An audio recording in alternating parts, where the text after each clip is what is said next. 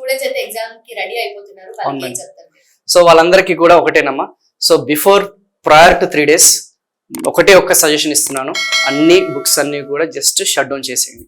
ఒక 3 రోజుల ముందు మాత్రం మీరు ఏమీ చదవకండి.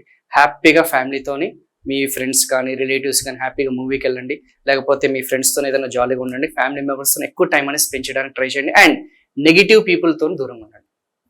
ఎవరైతే మీరు సీరియస్గా ప్రిపేర్ అయ్యి, కొంతమంది మీ రిలేటివ్స్ కానీ ఫ్రెండ్స్ కానీ ఫ్యామిలీకి అవసరమా ఇలాంటి కొంతమంది ఆల్రెడీ మీ మైండ్లో ఉండుంటారు, వాళ్ళ జోలికి ఎట్టి పరిస్థితుల్లో వెళ్ళకండి. పాజిటివ్. సో వీలుంటే కామ్గా ఉండడానికి ప్రయత్నించండి. కొంతమందికి మ్యూజిక్ అనేది హాబీగా ఉంటుంది, కొంతమందికి ట్రెక్కింగ్, సైక్లింగ్, గేమ్స్, ఏదైతే apart from the regular curriculum ఏదైతే మీరు ప్రిపేర్ అవుతున్నారో అదంతా కూడా పక్కన పెట్టేసి హ్యాపీగా ఉండండి. ఎందుకంటే ఈ 3 నెలలు 4 నెలలు చదవండి, 3 రోజుల్లో నాకు తెలిసినంత వరకు అంతగా మనకి ఇది ఉండదు. ఇంకోటి, ఆ 3 రోజులు చదివితే ఇంకా భయం ఎక్కువ అవుతుంది. Will get afraid. అంటే ఆ 3 రోజులు 2 రోజులు ఉంటే డెఫినెట్లీ వాళ్ళకి ఏం చేయలేరు మేడం. కాకపోతే ఏం చేస్తారంటే వీలుంటే 3 days రఫ్గా కరెంట్ అఫైర్స్ ఏదైతే ఉన్నాయో జస్ట్ రైట్గా, అదేంటంటే అప్పటి వరకు చదివిందంటే కరెంట్ అఫైర్స్ అనేది మెమరీ బేస్డ్ ఉంటాయి, కాన్సెప్ట్స్ ఉంటాయి, అప్లికేషన్ ఉండవు, లాజికల్ ఉండవు. సో ఆ కరెంట్ అఫైర్స్ అనేది రఫ్గా ఒక్కొక్క గంట, ఒక 1 month, 2 months, 3 months, 6 months prior current affairs ఉంటాయి కదా, అది జస్ట్ లైట్గా చూసుకోండి. స్ట్రెస్ అవ్వకండి. నేను చెప్పేది ఒకటి ఏంటంటే inputs, don't get stressed in the last 3 days.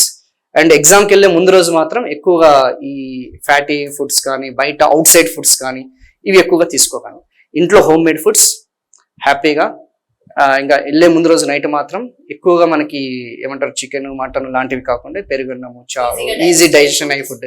ఎందుకంటే చాలా మంది నేను అబ్జర్వ్ చేశాను, మార్నింగ్ పూట ఎగ్జామ్ రెడీ ఇంకా హాస్పిటలైజ్ అయిన వాళ్ళు కూడా ఉన్నారు.